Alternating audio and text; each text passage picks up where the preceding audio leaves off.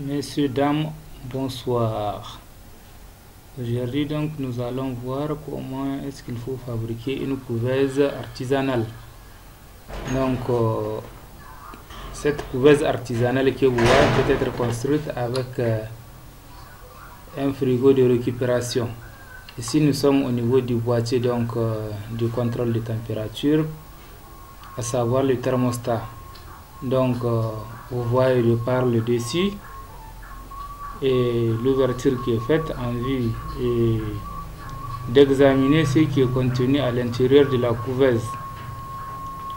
Vous voyez, rapprochez-nous. Cette couveuse est équipée donc de 4 ampoules pour assurer la fourniture donc en température. Ces 4 ampoules sont censées fournir l'énergie nécessaire pour le chauffage de la couveuse. Ici, nous avons une ampoule de contrôle.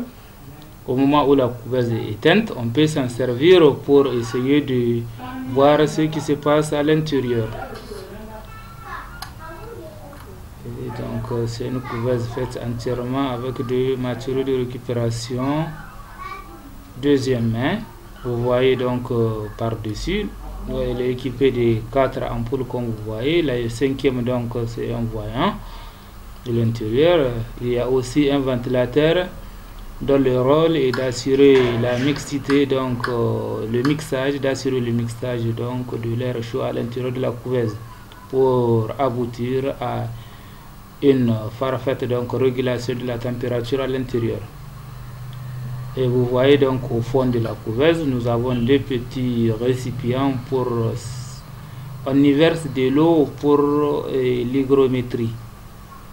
Vous voyez une vue en plan de l'ensemble. 4 ampoules doivent nécessairement être placées dans le coin, donc stratégiquement pour éviter donc une surchauffe des éléments qui seront placés à l'intérieur de cette couveuse.